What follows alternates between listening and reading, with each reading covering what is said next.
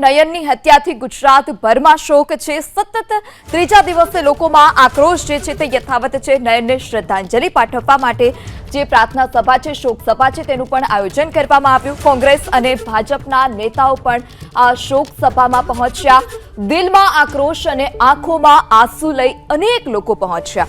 નયનની શોક સભામાં આખું જે અમદાવાદ છે તે ઉમટ્યું છે। આ સાથે જ ભાજપ અને કોંગ્રેસના નેતાઓ પણ શ્રદ્ધાંજલિ કાર્યક્રમમાં પહોંચી રહ્યા છે। લોકોમાં ચોક્કસપણે આક્રોશ છે, કારણ કે નાનો વિદ્યાર્થી કે જેણે બોક્સ કટરથી હત્યા કરી દીધી છે।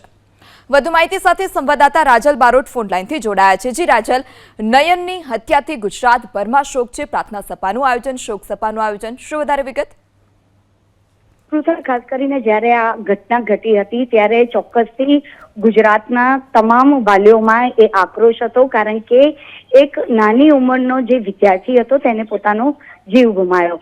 આજે અમદાવાદના કાંકરિયા પાસે જે બળવંતરાય ઠાકોર કમ્યુનિટી હોલ આવ્યો છે, ત્યાં આગળ નયનને શ્રદ્ધાંજલિ આપવા માટે આખો અમદાવાદ છે તે ઉમટ્યું છે। ચોક્કસથી તમામ લોકોની આંખો નમ છે, તમામ લોકો અશ્રુભીની આંખે આ દીકરાને અત્યારે શ્રદ્ધાંજલિ અર્પણ કરી રહ્યા છે।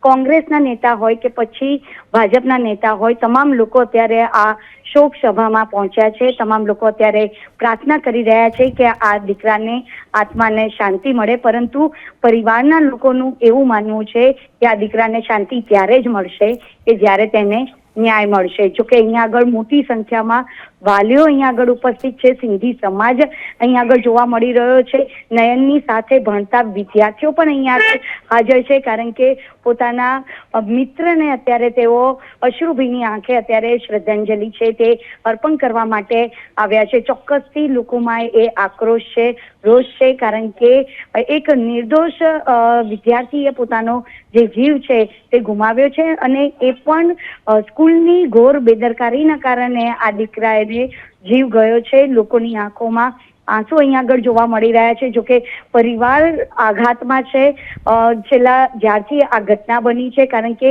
સ્કૂલ પ્રશાસન દ્વારા કોઈ પણ રીતની મદદ આ પરિવારને નહોતી મળી, ના તો એમ્બ્યુલન્સની પણ વ્યવસ્થા કરી હતી। આ દીકરાની માં ખુદ તેને હોસ્પિટલ લઈને પહોંચી હતી, અને અત્યારે પણ આપ જોઈ રહ્યા છો આ પ્રાર્થના સભા કે લોકો અત્યારે આ દીકરાને શ્રદ્ધાંજલિ આપી રહ્યા છે। જોકે તેના ખૂબ જ એની માતાની સાથે જ્યારે મેં વાત કરી હતી ત્યારે તેની મમ્મીએ એવું કહ્યું હતું કે મારો દીકરો હંમેશા મને એમ કહેતો હતો કે મમ્મી, અત્યારે હું બોર્ડમાં છું તો આ વખતે હું બોર્ડમાં 96% લઈને આવીશ, અને હું અત્યારે હવે મોબાઈલ નહીં જોઉં એવું પણ તેને પ્રોમિસ આપ્યું હતું। પરંતુ તેને સપને પણ વિચાર નહોતો કે થોડાક દિવસ બાદ તેને પોતાના દીકરાની આ રીતની જે શ્રદ્ધાંજલિ છે તે અર્પણ કરવી પડશે। ખાસ કરીને સિંધી સમાજમાં પણ અત્યારે ખૂબ જ દુઃખી છે, કારણ કે એક જવાન જ્યોત દીકરો છે તે